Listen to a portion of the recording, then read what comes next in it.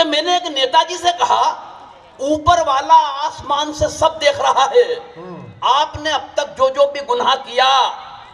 नेताजी ने धीरे से अपना मुंह ऊपर उठाया और आसमान पे थूक दिया।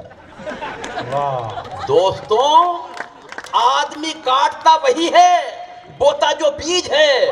काश नेताजी छठी क्लास भी पढ़े होते तो समझ जाते गुरुत्वाकर्षण का नियम भी कोई चीज है। मैं नेताओं से, किसी भी नेता पे कोई कविता कभी नहीं लिखी, जो भी लिखा वो मध्य प्रदेश के नेताओं पे लिखा, भगवान की कसम।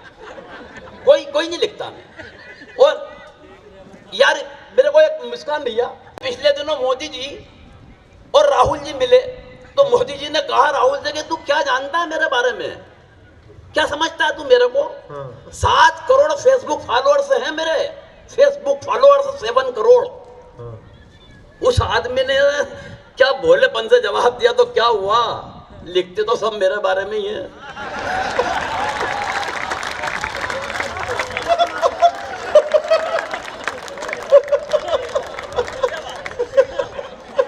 सच बता रहा हूं, क्या व्यंग करेंगे, क्या व्यंग करेंगे? और देखो ऐसा भी नहीं है, सारी जिंदगी हमें दोनों पार्टी के इर्द गिर्द घूमना है। कहीं आएंगी, कहीं चले जाएंगी, कहीं आएंगी, लेकिन रहेगी वो दो। एक प्रतीक के माध्यम से बताता हूं, एक पुरानी पार्टी है और एक बाद में लॉन्च हुई है। ये समझ लें कि एक पार्ले जी का बिस्किट है जो आजादी के वक्त लॉन्च हुआ था, पुरानी पार्टी। उसमें भी बच्चा छपा हुआ है, उसमें भी पप्पू का फोटो बना हुआ है, उसमें भी पप्पू का फोटो उस टाइम में बना दिया था उनने, दूरदृष्टि देखते हुए। दूसरी पार्टी बाद में लॉन्च हुई, लेकिन साइज में बड़ी हो गई, तो वो समझ लो आप मेरी गोल्ड। अब हमारी बदकिस्मती ये है कि एक बिस्किट तो कमबख्त कप में जाता नहीं है, और दूसरा चला जाए तो वापस लौट कर आता नहीं। कमाल है गोविंद, कमाल है गोविंद, ये दिक्कत है। अब व्यंग देखिए आप कि मैंने एक नेताजी से कहा, ऊपर वाला आसमान से सब देख रहा है, आपने अब तक जो जो भी गुनाह किया। नेताजी ने धीरे से अपना मुंह ऊपर उठाया और आसमान पे थूक दिया। दोस्तों, आदमी काटता वही है, बोता जो बीज है। काश नेताजी छठी क्लास भी पढ़े होते तो समझ जाते गुरुत्वाकर्षण का नियम भी कोई चीज है। जिंदाबाद, यह है कवि, क्या बात है, वाह। जिस तरीके से आप सुन रहे हैं, मेरा मन हो रहा है कि पंक्ति 8 कर दूं। पक्का पक्का गोविंद, वाह। सुनिएगा व्यंग कि एक दिन खुल गए शहर के भाग हमारे। एक मंत्री जी शमशान घाट के उद्घाटन के लिए पधारे। उद्घाटन की पहली रस्म पूरी कराई गई। एक जलते हुए मुर्दे को बुझाकर मंत्री जी के हाथ से अग्नि दिलाई गई।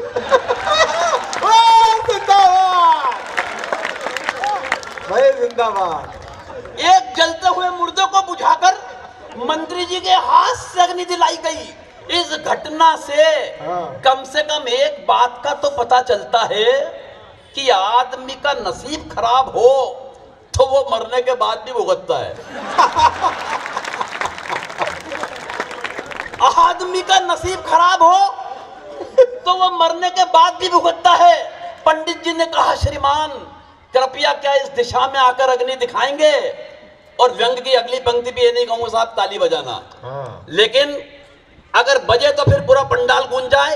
एक पंक्ति व्यंग की डॉक्टर कुमार विश्वास जी के चरणों में रखता हूं। स्वागत है भैया, क्या बात है। एक पंक्ति का व्यंग जिसके लिए कविता लिखी। जितने लोग हैं एक बार मुझे भी बता देना कि कविता किस तरीके से सुन रहे हैं। पंडित जी ने कहा, श्रीमान कृपया क्या इस दिशा में आकर अग्नि दिखाएंगे? मंत्री जी भन्ना कर बोले, आग कहां और किससे लगानी है मुझे क्या आप समझाएंगे? वाह वाह वाह। आग कहां और कैसे लगानी है मुझे क्या आप समझाएंगे?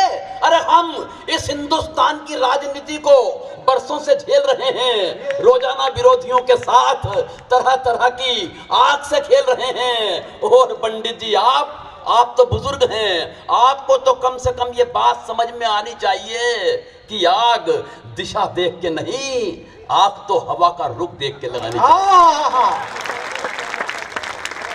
वाह, आग तो हवा का रुख देखकर लगानी चाहिए। अरे इन मुर्दों से निपटने की हमारी समझ को आप बेवजह नजरअंदाज कर रहे हैं। अरे पंडित जी, वो हम ही तो हैं जो 70 बरस से इन मुर्दों पे राज कर रहे हैं।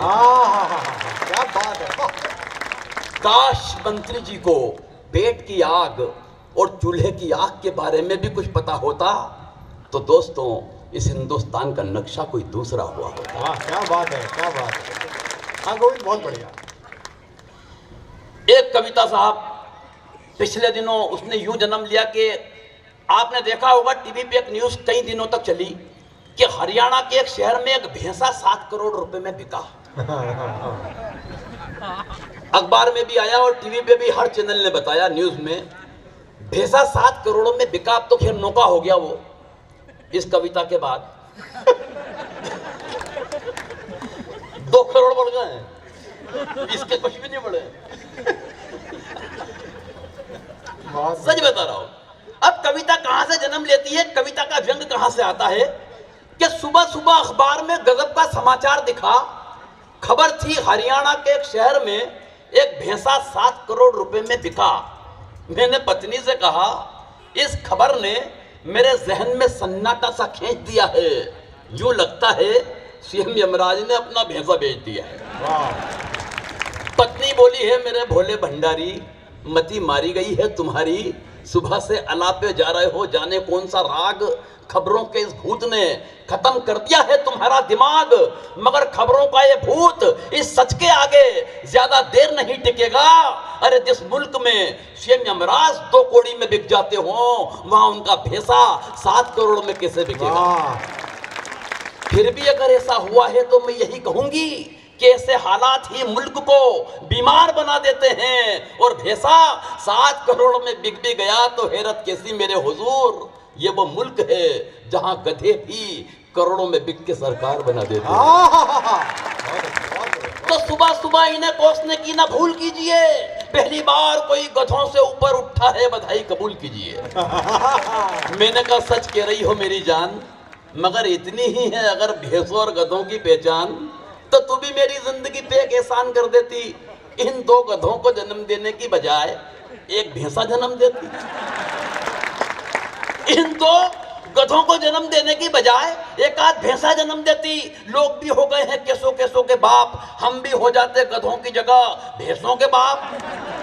अब पत्नी के तरकश का तीर मैंने ब्रह्मास्त्र की तरह झेला, उसने तुरंत ही मार दिया, नेहले पर देहला। बोली क्या बताऊं मेरे प्रीतम, हम तो इस सृष्टि के रचयिता के द्वारा छले गए हैं, हम तो इस सृष्टि के रचयिता के द्वारा छले गए हैं। अरे मैंने तो भैंसे ही पैदा किए थे कमबख्त, मगर दोनों के दोनों बाप पर चले गए हैं।